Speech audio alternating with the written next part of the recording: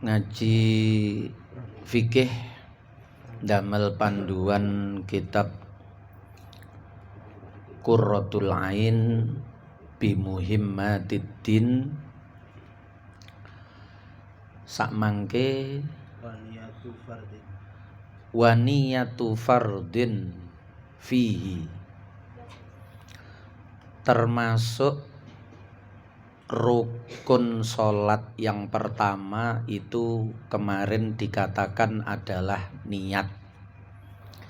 Niat itu kalau sholatnya adalah sholat fardu, maka 3 komponen ini harus ada di dalam niat.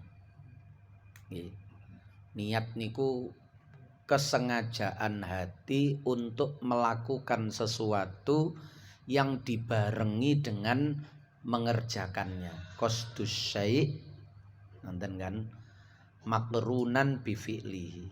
Lah, menyengaja sesuatu yang disertai tindakan itu, kalau yang disengaja itu adalah sholat fardu, maka 3 komponen ini harus ada di dalam kehendak hati utawa kerenteke ati niku wau. Yang pertama kemarin qasdu fi'liha, nyengojo ngelakoni sholat, itu terwakili dengan kalimat usolli. Ya, ketika panjenengan mengatakan usolli, aku niat sholat, utawa gak usah niat wis, usolli aku sholat.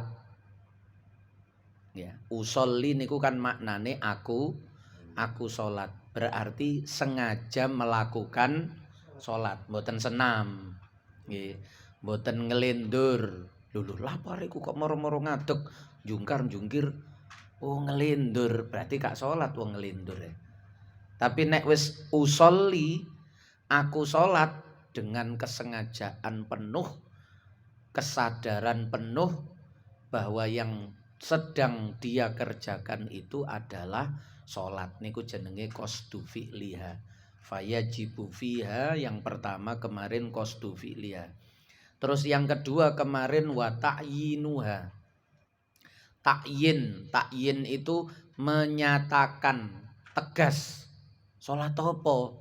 Duhri, asri, maghribi, isya'i. Mulane jenengan nek niatkan usolli fardol maghribi, usolli fardol isya'i, lah menyebutkan nama sholatnya itu namanya ta'yin, menyatakan, menyebutkan, menegaskan, supaya ndak campur.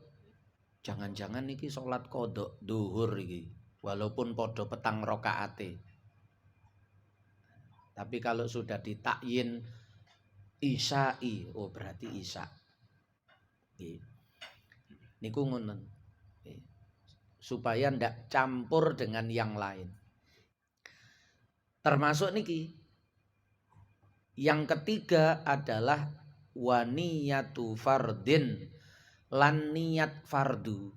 Mulane wau nek nduk niat niku ditambahi fardul asri, fardul maghribi, ono fardone niku. Itu menegaskan bahwa ini fardu. Sebab sunnah niku kadang yo disebutno salat maghrib, ternyata sing dimaksud ba'diyah maghrib. Nggih. Dalam bahasa itu sering kita itu menyingkat sehingga menghapus satu kata yang melekat.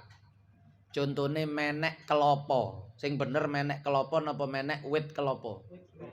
Tapi kan cukup ngarani menek kelopo kan wis paham. Mosok kelopo dipenek kan gak mungkin. Berarti maksudnya menek wit kelopo. Tapi gak perlu muni wit kelopo. Sama dengan napa salat duhur, ternyata sing dimaksud qobliyah duhur. Nggih. Sama dengan niko nek nduk Quran niko, was alil qaryah, tanyakan pada desa. Maksudnya tanyakan pada penduduk desa. Quran dhewe nggih ngoten nyingkat-nyingkat. Kaya kita iku menek kelopo. Sehingga kudu ditegasno iki muni salat duhur iki sing dimaksud sunnah duhur apa fardu duhur. Lah ditegasno wa niyatu fardin. Berarti waktu niat niku nduk atine ada kesadaran, memang niat tempatnya di hati. Ada kesadaran bahwa yang dia kerjakan itu fardu duhur, fardu asar. Mulane tuntunane niat niku sadurunge salat. Usolli niku kan durung salat. Salate mulai Allahu Akbar niku baru mulai salat. Sebelum Allahu Akbar niku durung salat, tapi noto ati supaya waktu lesane muni Allahu Akbar, atine niki sik ana kalimat-kalimat niat wau niku. Sehingga atine niki gampang ditata niat. Polahe sadurunge muni usolli fardhol isya'i, aku salat fardu isya. Allah, ketika kita mengucapkan Allah yang sebelumnya ada usolli fardhol isya, maka Allah kita itu, ucapan Allahu Akbar kita itu masih terngiang-ngiang di dalam hati kalimat usolli fardhol isya'i. Ngoten ceritane mulane mengucapkan atau melafatkan niat itu hukumnya sunnah. Pancen salat gak kudu gawe usolli, tapi dengan mengucapkan usolli sunnah. Kenapa? Membantu hati kita untuk mudah mengingat niat apa yang kita kerjakan tadi itu. Sebab definisi niat iku bareng kali takbiratul ikhram. Niku lho, makrunatan bil fi'li niku definisine niat. Nek sadurunge takbiratul ikhram itu jenenge azmun.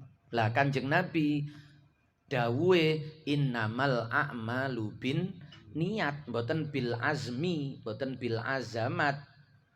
Amal itu tergantung tekadnya.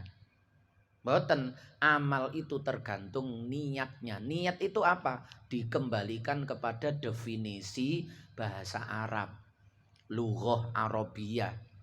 Oh, wong Arab iku mendefinisikan niat iku qasdus syai', penyengajaan sesuatu, makrunan bi fi'li, yang disertai bareng dengan melakukannya. Mulane niat nggih waktu takbiratul ihram, waktu lesane muni Allahu Akbar, atine kerentek, atine ana sing dieling terkait sedang apa ini? Salat apa ini? Fardu apa iki? Duhur lah niku lho, 3 itu harus ada. Pun contone niki paling singkate kerentek niat doati ketika salat fardu kaya niki.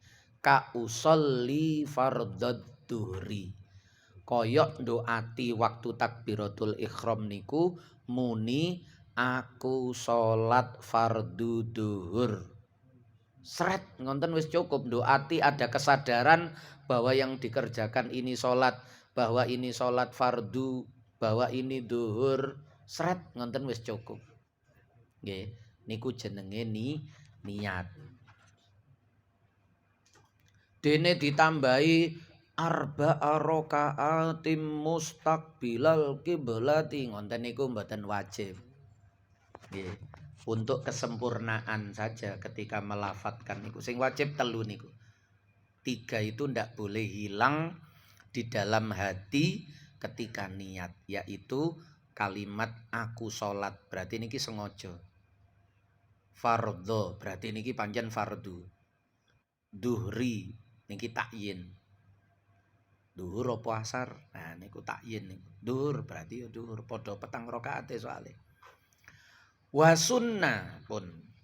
Wa sunnah lan disunnahake apa idhofatun, idhofah. Nggih.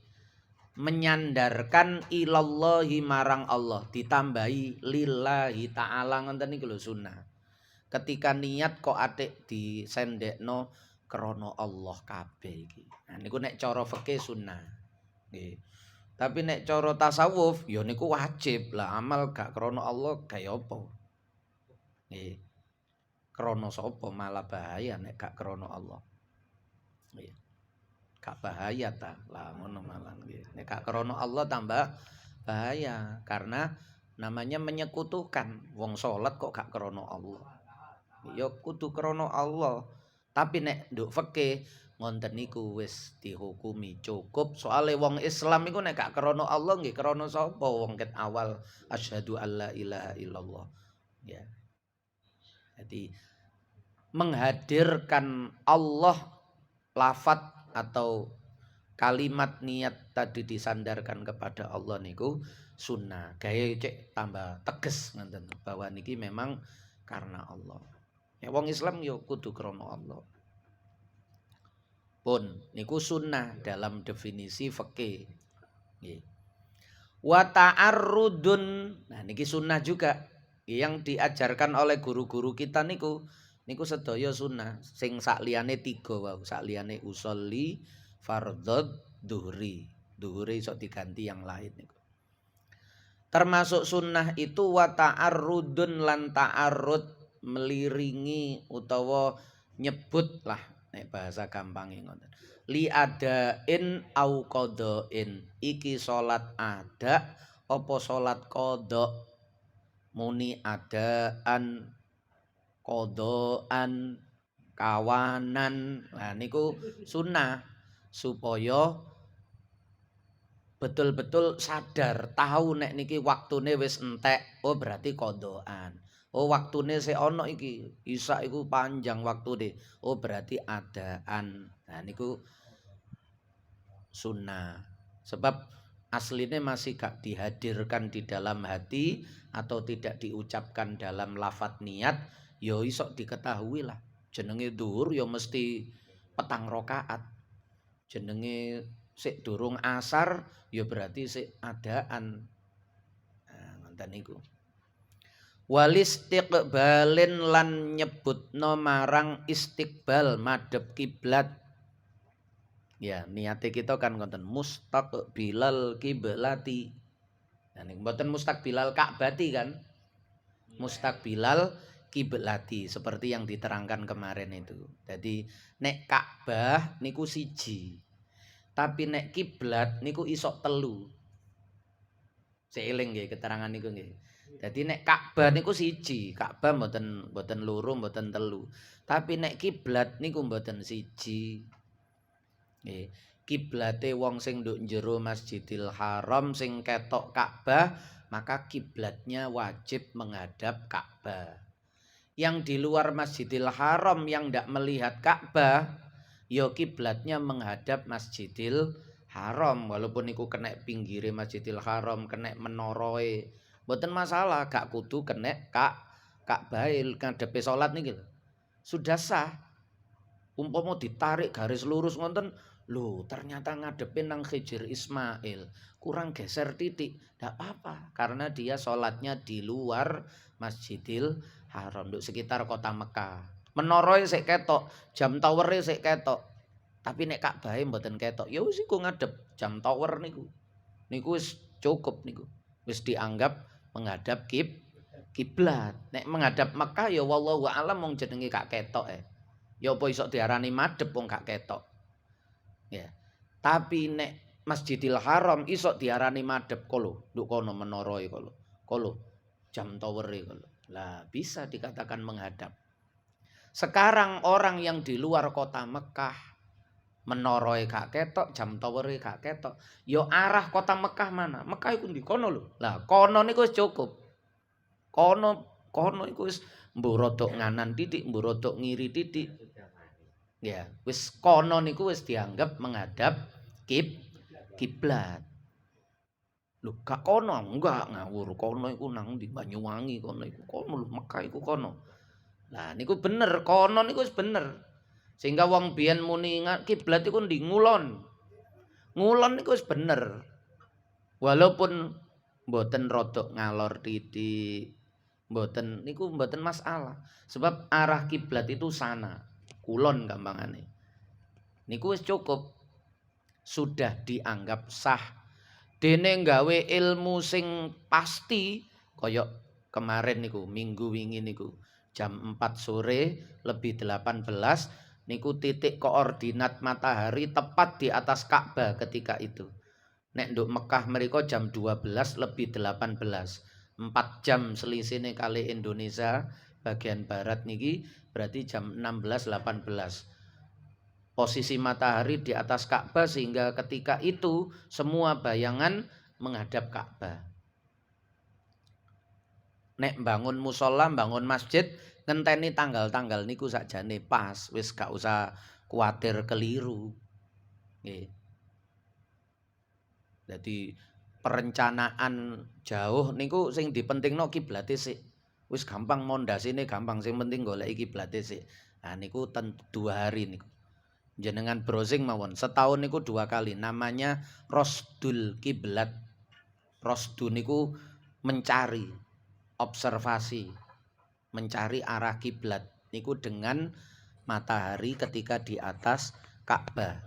Setahun 2 kali. Mei ngenten niki kali Juli. Nanti Juli ada. Nah. Utawa nek sakniki paling gampang dan insya Allah tepat. Nggih.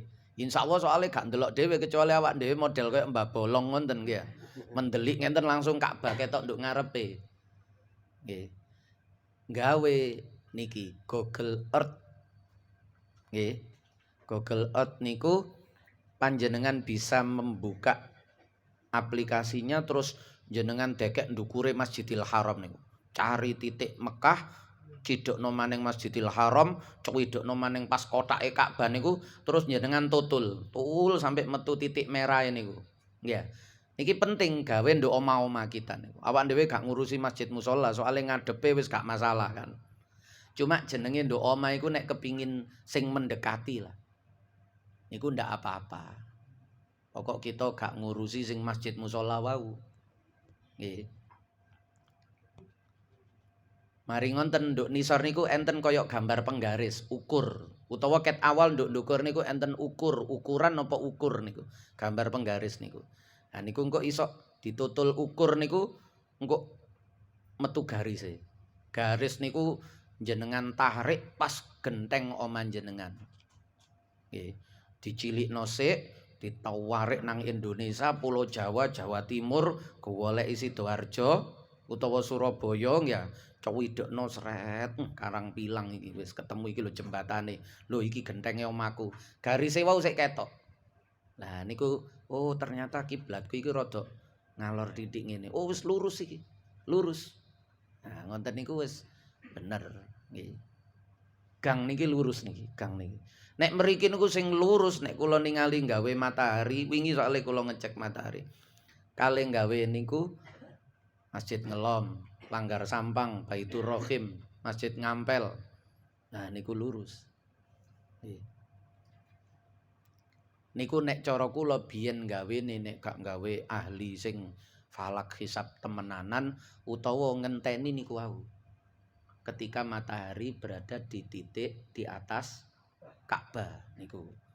Tapi nek wis mulai gawe ngitung utawa gawe gampang nonton mau nggih sah. Niki bukan berarti sing liyane gak sah lho nggih. Niki cuma ketepatan itu menunjukkan biyen sing bangun utawa zamane niku zaman ulama. Nggih. Sing bangun niki gak gampang-gampang ngenten lho nggih. Walaupun boleh, walaupun sah, salate sah pun salah paham. Tapi lebih tepat karena dengan ilmu niku menunjukkan kualitas. Nek yang lain tetap sah pun salah paham. Karena kiblat tadi itu ada 3. Ndak harus menghadap Ka'bah, cukup menghadap Masjidil Haram kalau di luar Masjidil Haram. Cukup menghadap arahnya kota Mekah. Arahnya saja. Arah yang mboten kota Mekah. Arahnya. Karena kota Mekah niku nggih kecil. Cara jenengan niku salate rodok goyang titik ngenten niki. Ya, menceng titik gak sampai sak derajat niku wis iso menggoke nang Barcelona. Nggih. Tapi gak masalah, soalnya wis arahnya sudah arah Mekah niku. Ngonten niku sunnah muni mustaqbilal kiblat. Niki masih bahas niat. Wa adadi rakaatin lan sunnah nyebut-nyebut meliringi wilangane pira-pira rakaat. Arba'a rakaatin, salasa rakaatin, rakaataini. Nanten niku lho nggih. Sholli fardhos subhi rakaataini. Muni 2 rakaat niku sunnah. Sing wajib niku nggih usolli fardhos subhi. 3 niki sing wajib. Maksudnya wajib itu dalam hati harus hadir makna itu. Bahwa saya ini sholat, bukan senam. Bukan ngelindur. Ini fardu, ini subuh. Nah niku srit ngonten mawon sepersekian detik kesadaran itu ada cukup. Meskipun tidak mengucapkan usolli fardhod duri. Nek mengucapkan ya tambah bagus karena membantu hati. Ngoten lho ceritane. Pokok nek ngerti ceritane niku enak. Nggih. Nek gak ngerti ceritane niku kan garai geger nggih. Weker-wekeran padha karo ceritane. Nggih.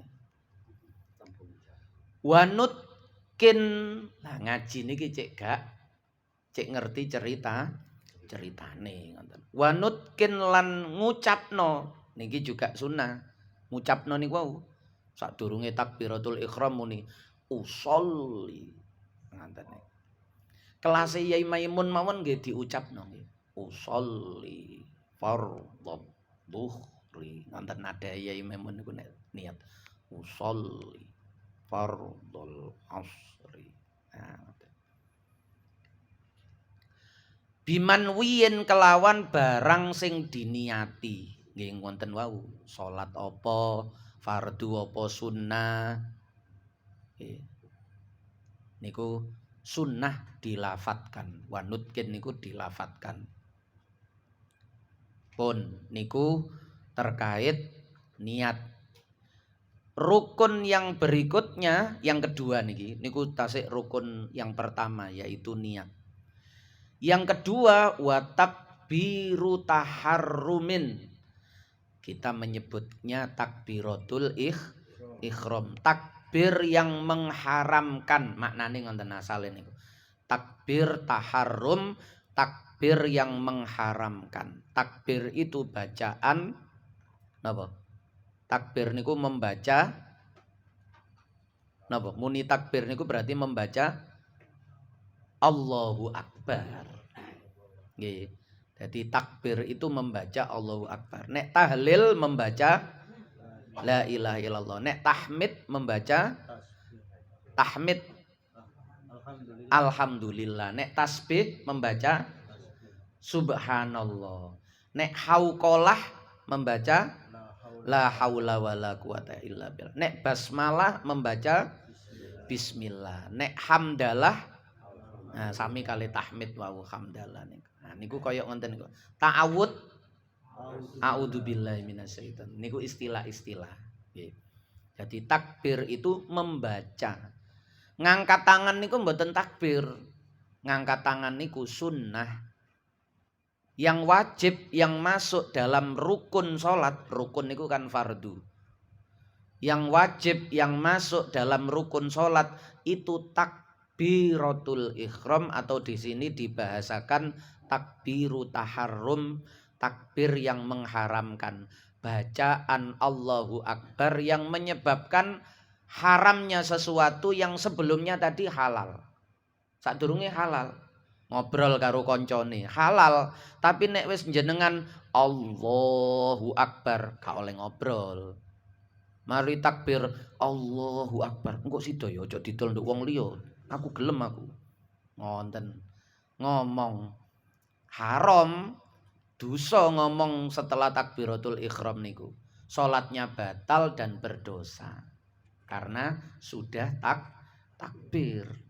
Takbir yang seperti itu namanya takbiratul ihram itu maknanya mengharamkan. Baju ihram berarti pakai baju itu sebelumnya ada yang halal, setelah itu menjadi haram. Nggawe minyak wangi, tadinya halal, tapi nek wis nggawe baju ihram haram. Mulane nek nggawe minyak wangi ya sadurunge make baju ihram. Setelah make baju ihram wis enggak pakai minyak wangi, ngetoki kuku. Nah niku nanti kalau sudah bab haji nanti namanya juga ihram. Niku ngoten. Ngomong terus makan, minum dalam sholat niku tadinya halal, mangan mosok gak oleh, ngopi mosok gak oleh. Tapi nek wis Allahu Akbar yo gak oleh ngopi. Walaupun pinggirin sore niku ana kopi. Nah niku namanya takbiratul ihram. Makrunan bihi an-niyatu. Makrunan hale dibarengno bihi kelawan takbiratul ihram opo an-niyatu mengkono niat. Dadi niate niku bareng karena definisi niat tadi niku makrunatan bi fi'li. Definisi niat itu dibarengno kali ngelakoni salat. Lah ngelakoni salat niku sakjane takbire niku. Mulai salat niku, salat itu kan ibadah yang diawali dengan takbiratul ihram dan diakhiri dengan salam. Awale salat niku takbiratul ihram sing ketok. Nek niat kan mboten ketok. Nah, niat niku cuma disertakan saja. Tapi nek takbir tanpa niat yo gak sah. Niat tok tanpa takbir yo duduk niat jenenge. Nah niku berarti sing bener dhisik niate apa dhisik takbire.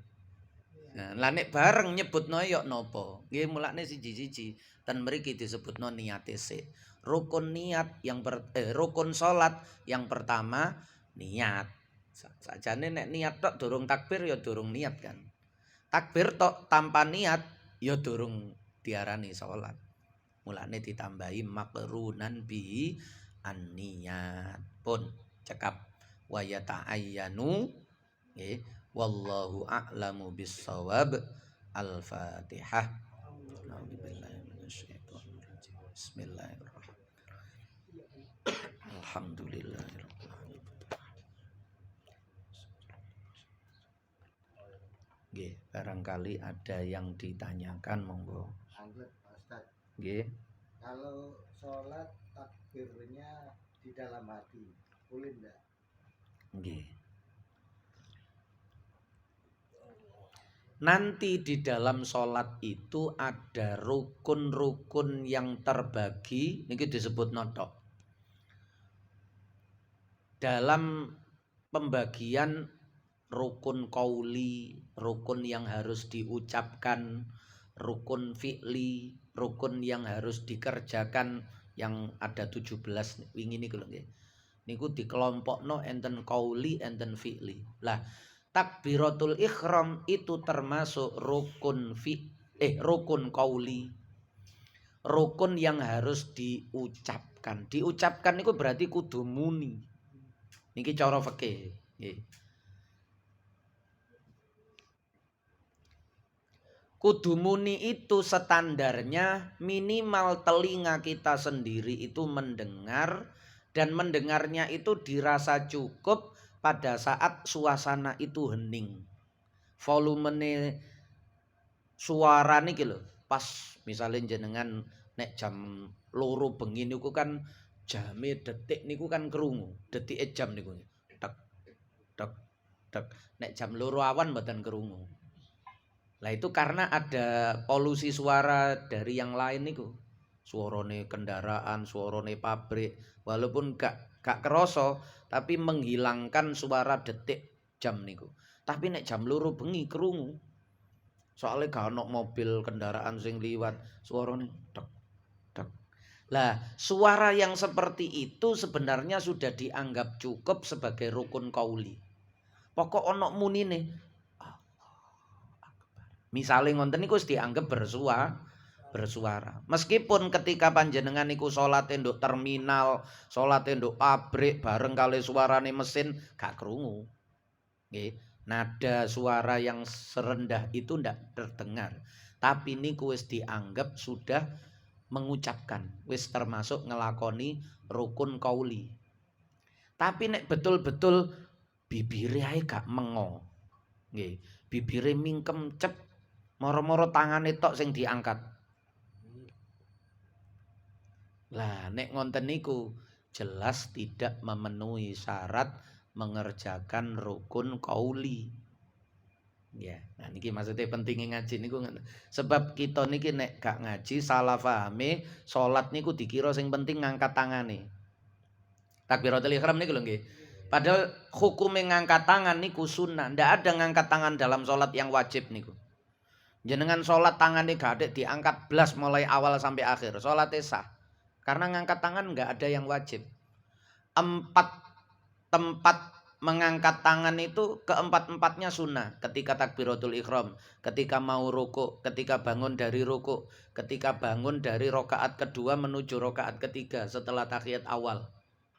Niku sunnah ngangkat tangan. Semuanya sunnah. Ndak ada yang wajib. Termasuk takbiratul ihram, ngangkat tangan niku malah sunnah. Sing wajib niku sebagai rukun niku justru mengucapkan Allahu Akbar. Takbir niku kan mengucapkan Allahu Akbar. Jenenge takbiran. Rek takbiran rek. Ya berarti Allahu Akbar. Jenenge takbiran nggih ngoten. Mboten takbiran terus mek ngangkat tangan tok. Ayo takbiran. Loh, ayo takbiran. Lho iki ket mangkan takbir iki.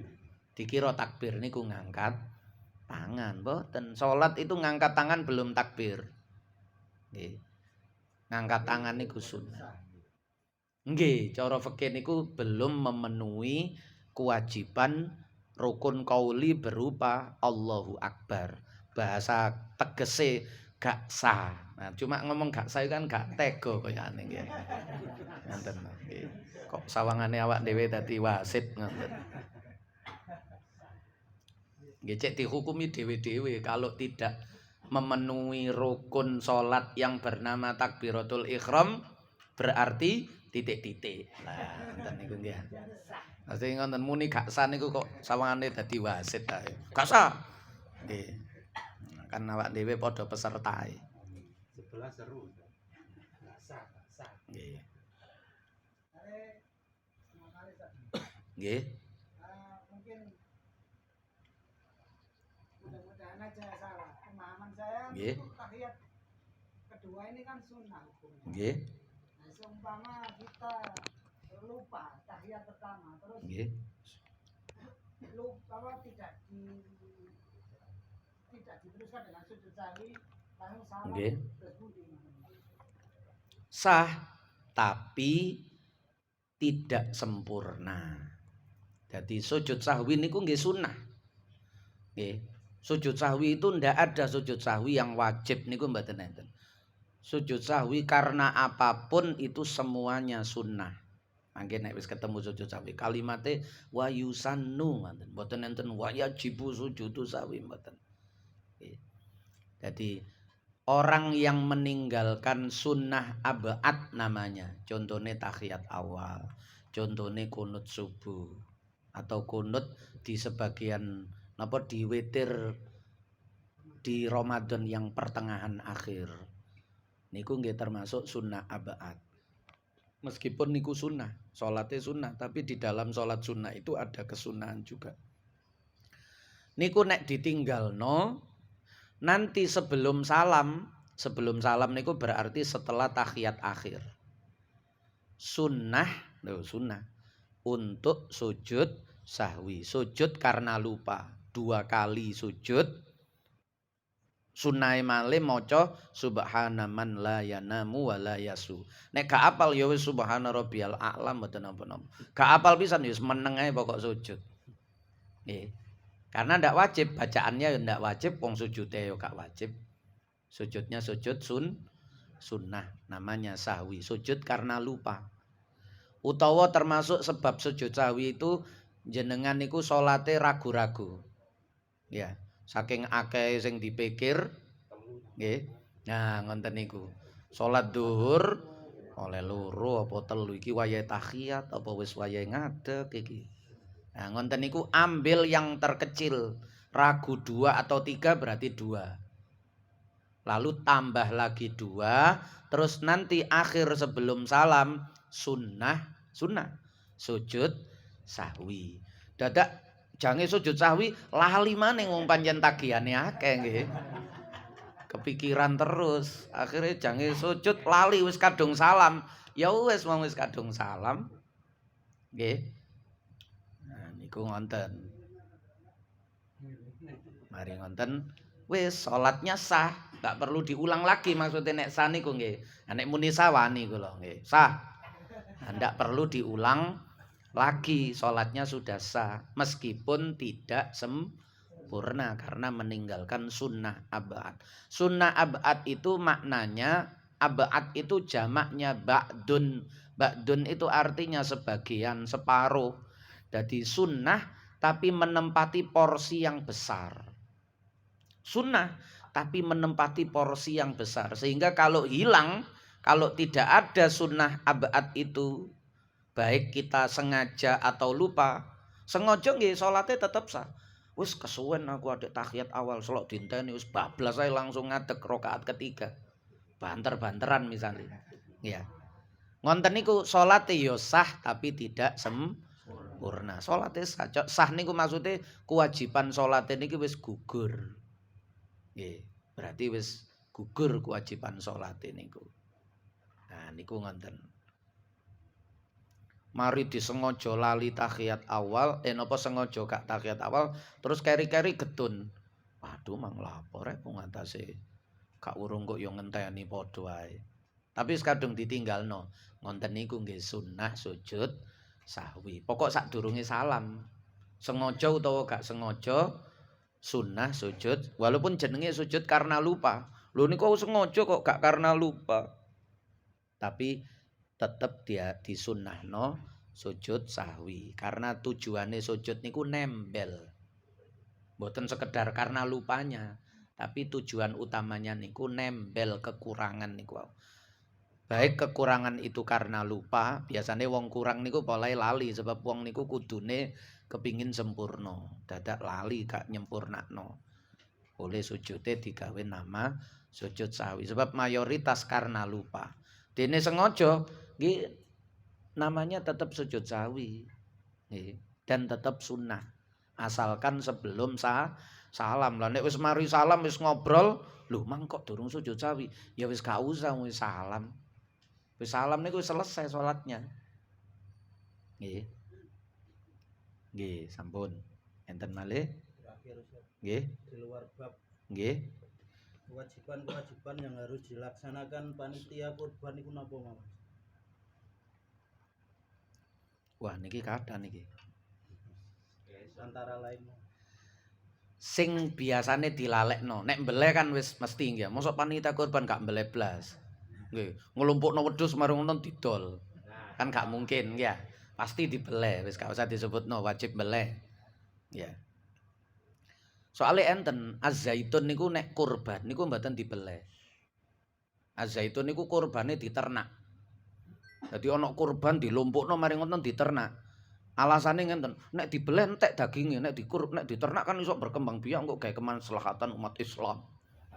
Ya niku aneh-aneh mawon. Iya.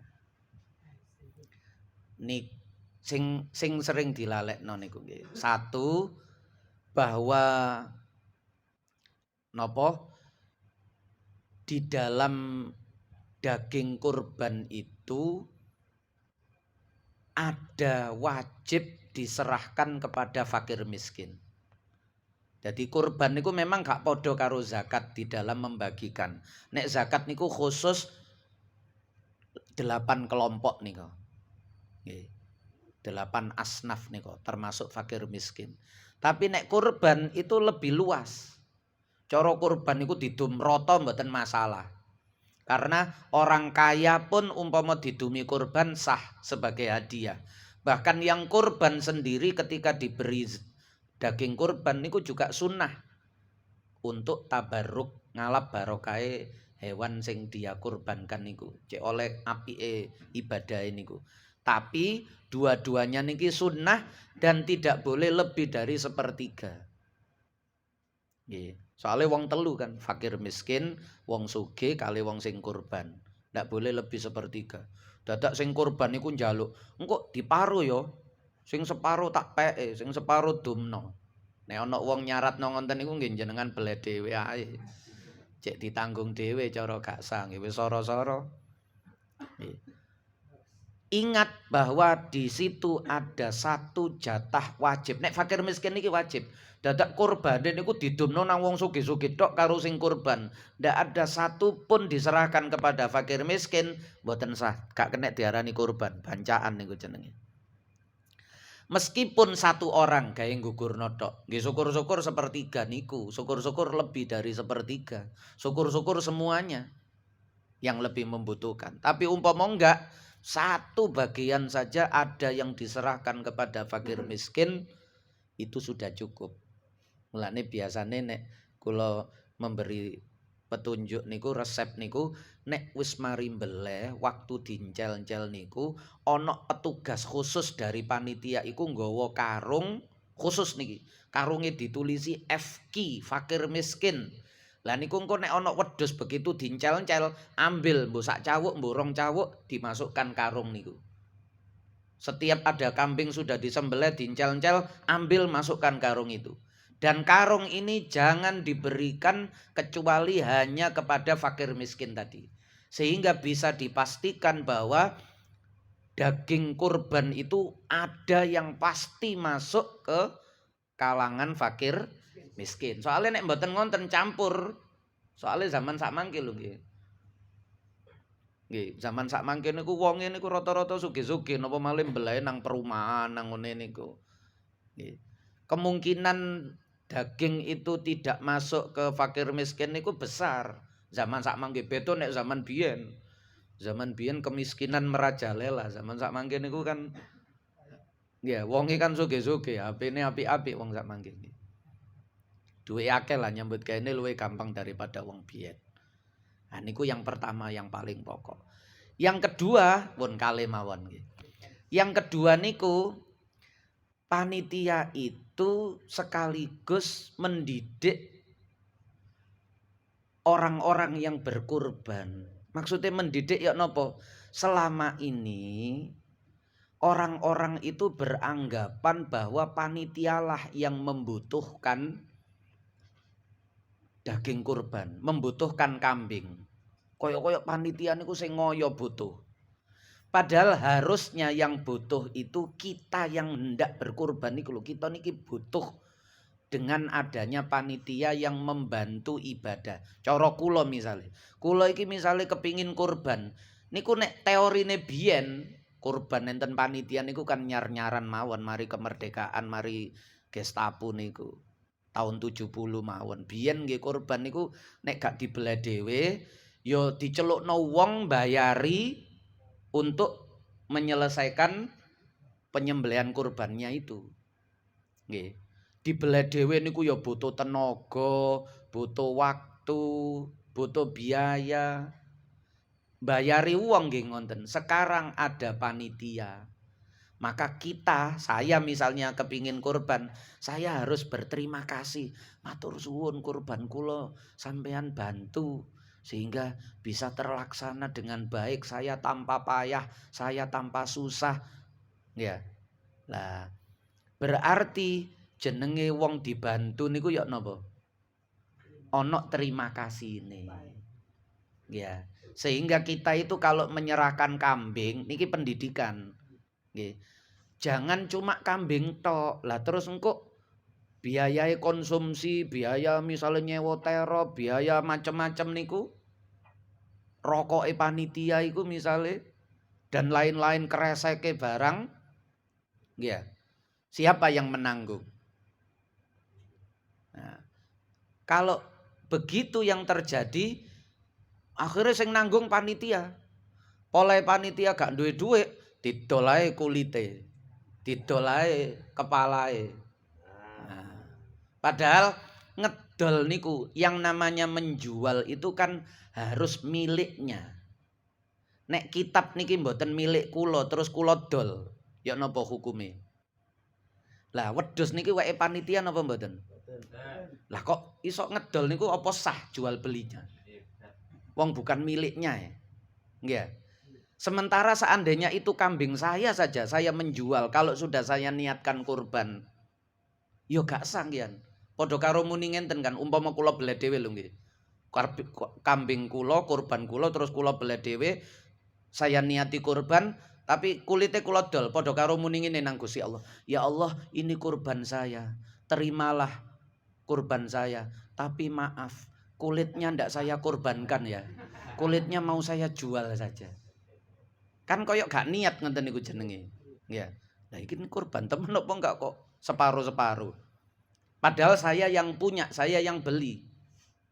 Cara hukum menjual jual beli ngonten aslinya sawang pemilik. Tapi karena sudah dikorbankan menjadi tidak sah. Napa malih panitia. Lah mulane panitia niku ojo sampai kekurangan dana. Dari mana dana itu?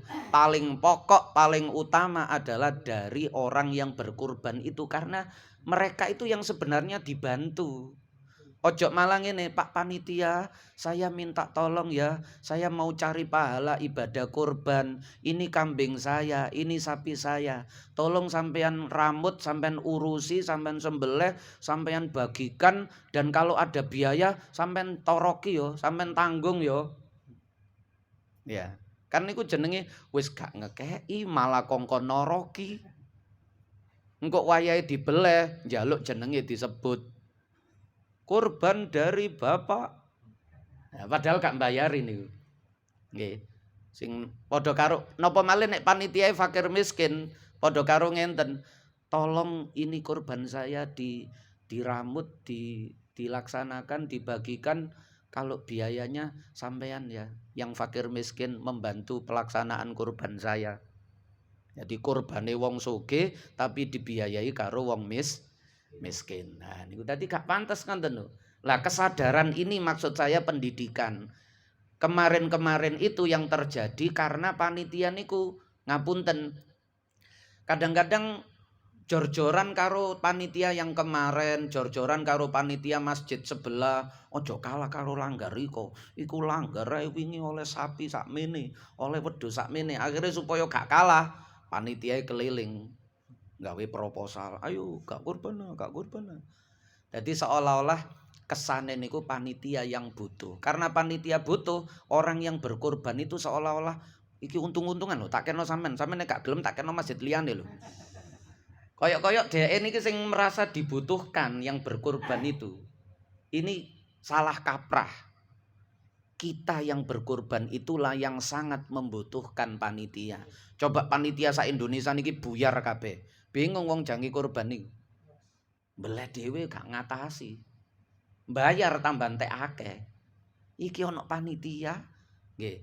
Wis biaya akomodasinya berapa? Coro kambing ditambahi 200 ta.